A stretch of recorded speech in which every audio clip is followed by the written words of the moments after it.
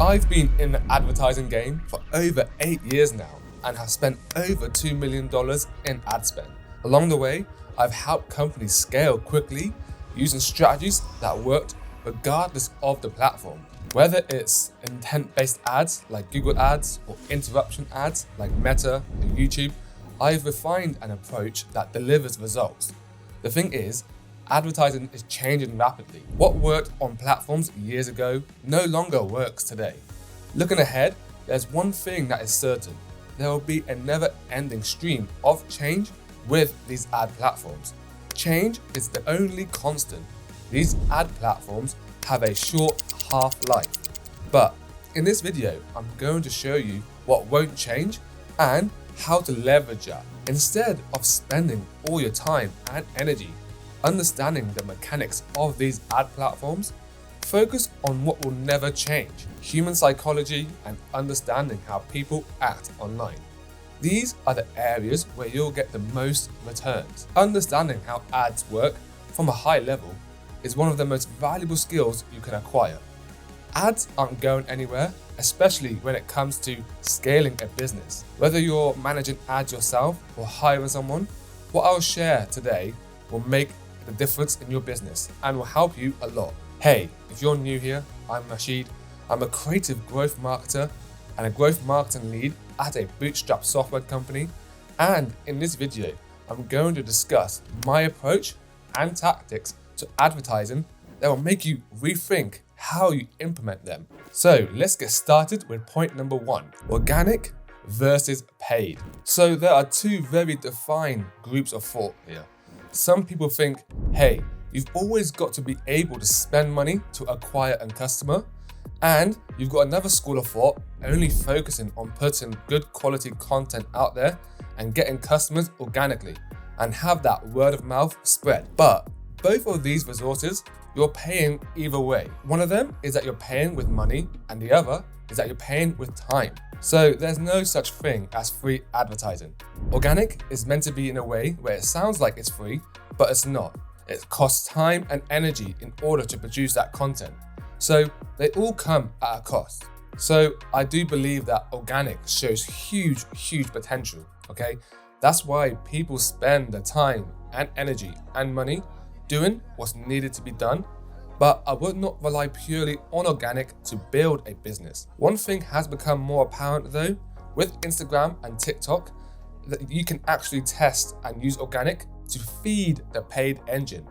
So it's a great way now to pretty much that you get that distribution on those platforms without having a huge follower basis, for you to test hooks, for you to test messaging that works in your marketplace, and then finding out what works organically and turning them into an ad, then amplifying it. The customer journey now is not like a funnel anymore, it's changed. The people that are gonna discover you from an ad, they're gonna do a Google sniff test.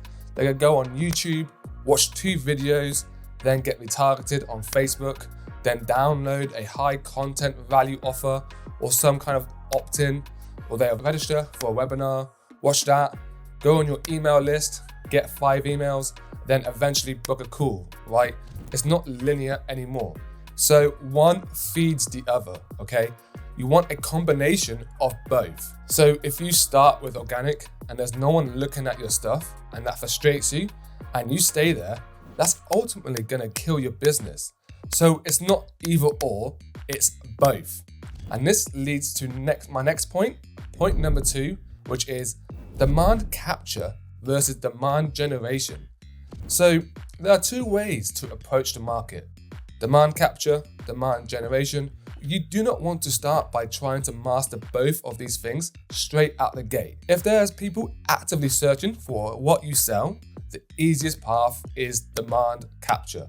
This means if people actively going on Google, actively looking for a solution, what you provide, they are the easiest to convert. You do not need to have crazy offers, hooks, or storytelling, or anything to convince those people to buy. They are already looking for an immediate solution to their problem. If you look at the larger market formula here, demand capture shows that in any given market, only 3% are looking to buy right now. These are the individuals who already have that problem.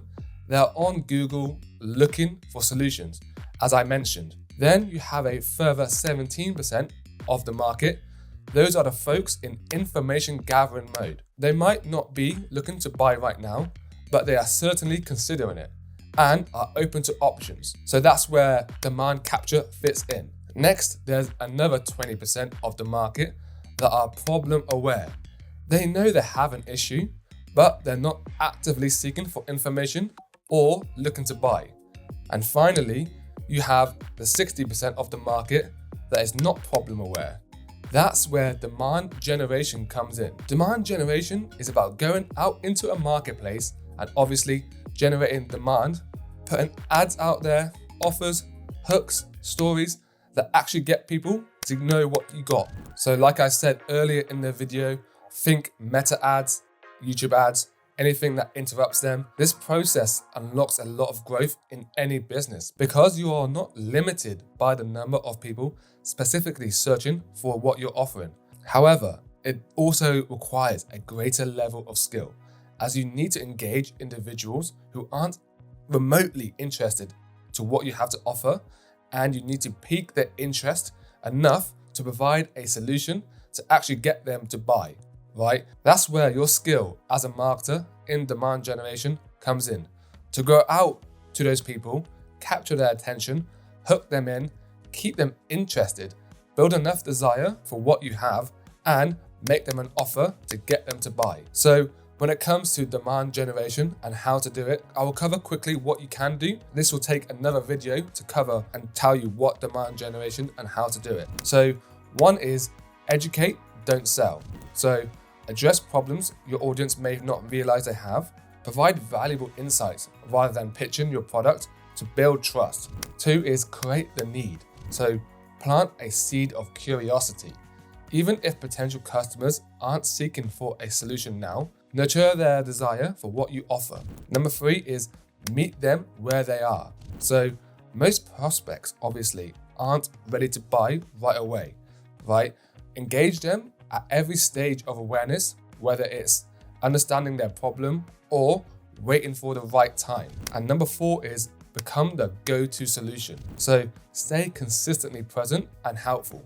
By educating and being visible, you position yourself as the number one choice and the top of mind when prospects are ready, eventually transforming them into loyal customers. So that's demand generation and demand capture. Next is direct response versus brand.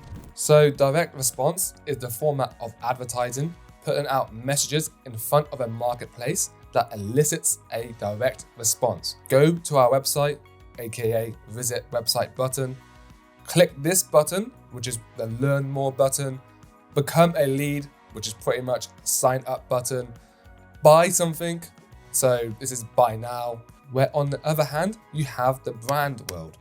Advertising to tell people you exist, to reinforce a message. A lot of these big brands, like Apple, all got their roots from direct response advertising. Like Apple was cold calling computer dealers to get their computers stocked into those networks. And a lot of things they were doing in the beginning was direct selling, aka direct response marketing. Through their evolution, they earned their right to become a brand. This is an argument I see a lot online, where you get people talking about, hey, it's all about direct response. Or they sit in the brand camp where it's the only thing they think is important. The reality is that for you to have a brand, you need to have customers.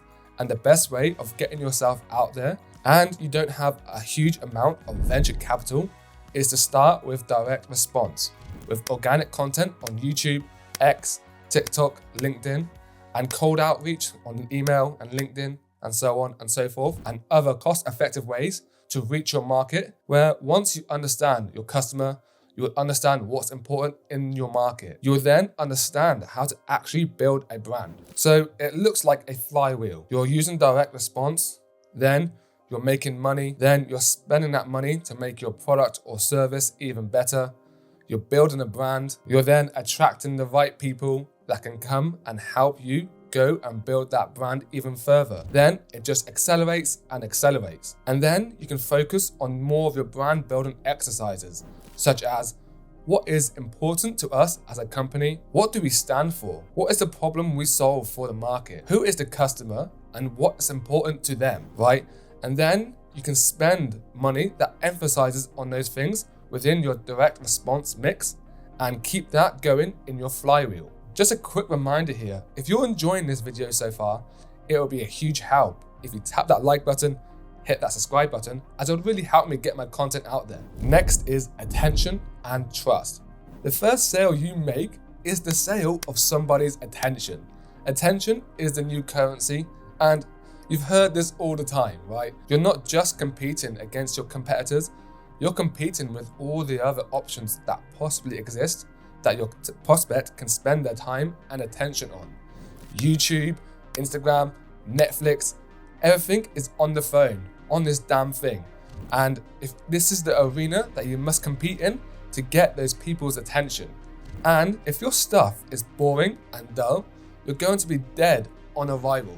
And if you look at the biggest brands in the world and what they're doing to stand out, right? At first, I didn't understand it. I used to question them like, how is this going to sell anything? It has nothing to do with selling the product. Then, only to eventually learn that the game these guys were playing is that they were winning the first game, which is to get their attention and get people to consume the message in the first place. Ask yourself, is this piece of marketing communication, this ad, this video, this email subject line, is it enough that it's worthy of my customers' attention and greater for them to consume than all the other alternatives that exist that are probably indefinitely more entertaining than what you got to offer or sell? And if you can't find an answer for that question with a big resounding yes, then you're already pushing a boulder up the hill.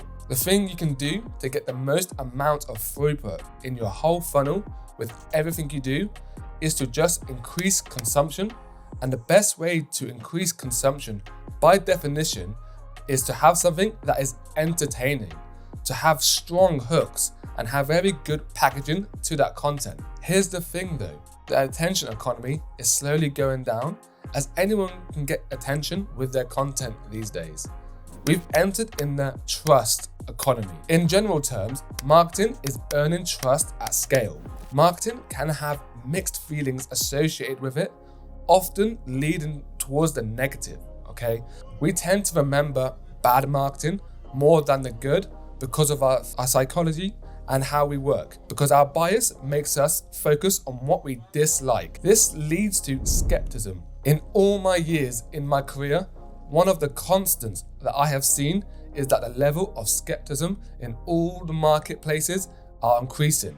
The barriers to entry are getting lower and lower, and this leads to incompetence. This incompetence adds to people's bad experiences, which also adds to the skepticism, unfortunately. People are just jaded. They are more skeptical than ever before, and you need to be very, very present of that in all of the marketing that you put out there.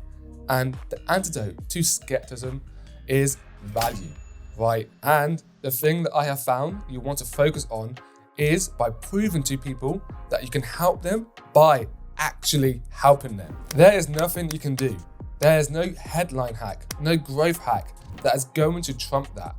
When you do that, you get a much larger group of your market that actually buy because you lower that skepticism meter of them being burnt in the past, and you provide value and prove to people that you can help them by actually helping them. In addition to that, you also want to provide all the goodwill to your marketplace by helping people that are never gonna buy off you as well, leaving them better off than when you found them. These days, you're just met with so much skepticism. That's the buzzword here. That's the key word here, right? That you're met with skepticism, resistance, and friction to turn strangers into high-paying clients. So how to erode all that skepticism and stand out as the number one choice is to provide so much value to your prospects in advance. People appreciate the amount of value as you're actually helping them by educating them to make the right decision. When people have a high level of certainty, that's where a transaction takes place. When they are certain they are making the right decision. 80% value, 20% pitch. Create something called a unique mechanism to articulate why all those things failed, and then, and only then, do you present your unique mechanism behind the solution with your product or service to solve that problem. And then you need to compare and contrast and show people how it is superior to all the alternatives that exist in the marketplace. And unless you're doing that with your ads, with your funnels, with your promos, then you're never ever addressing the skepticism that is rampant in the market. And unless you address that skepticism, your conversions will always be low. So this leads to my next point, number 5, making good ads. You see, 90% of media buying doesn't matter. Focus on the creative. When I first got started running ads online, I thought that all the growth of the business lies on some kind of new ads course, some kind of account structure, or some kind of optimization hack that will unlock all this cash that will miraculously fall down from the sky. None of that shit matters, to be honest with you. Well, at least 90% of that shit doesn't matter. The creative is going to be that thing of how you actually target people. It's the messaging and the visuals you do, and that's what you want to focus on, not the technology. You want to focus on the psychology. What you want to consider is that 80% of copywriting is knowing what to say, and 20% is how you say it. When I first started copywriting, I got obsessed with the headline complex and the 18-point checklist that I need to have in all my headlines and my leading copy. And then you realize very quickly that's not where the winning is done. Winning is done by understanding your prospect better than anyone else in your market. Literally stalking these people, therefore you can articulate their problem better than anyone else in the market. And lastly, to finish off this section, is to add a big benefit and intrigue in every single ad. Nothing drives performance more than having a big benefit and massive amounts of intrigue. And lastly, and most importantly, one hook is more important than 1,000 words of masterful copy. Because if you can't hook somebody's attention in this chaotic environment we are all operating in this internet landscape, and it does not matter how strong the rest of your copy is, or how good your offer is, or even what price point you're selling at, if you don't have the ability to hook them, you're never ever gonna be able to make any sales. Next is point number 6. Ad consistency is king. Don't make ads, create campaigns with lots of ads and hooks. And you do this in sprints. So what do I mean by this? Instead, go with the mindset of what is a whole campaign that I can create?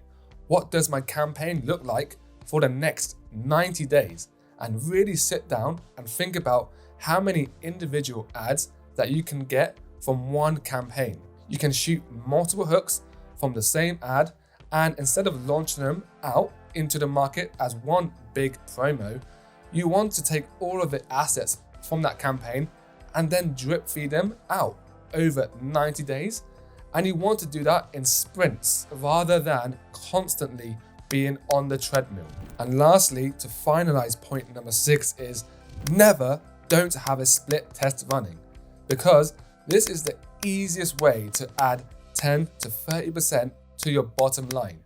Split test is the easiest way to increase your profits by 10, 20, or even 30%.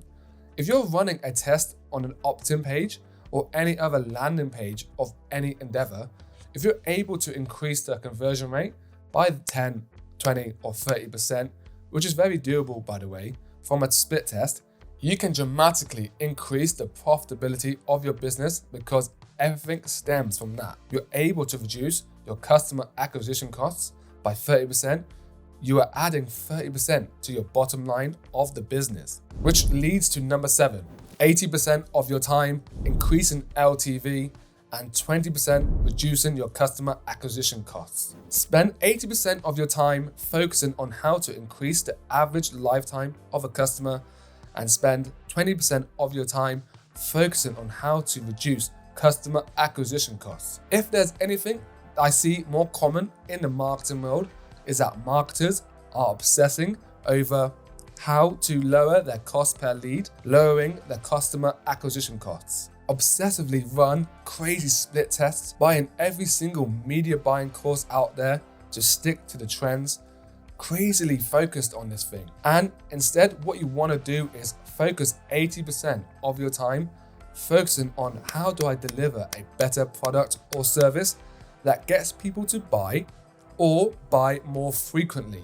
and provides an incredible experience where my customer's lifetime value is higher than anyone else's in the industry or my category. And therefore, I don't need to be obsessively focused on how do I get the cheapest customer acquisition cost. I can afford to spend the most to acquire a customer as I make the most out of each customer. You don't need to worry about shaving $3 off your CPA. 80% increasing LTV and 20% reducing your customer acquisition.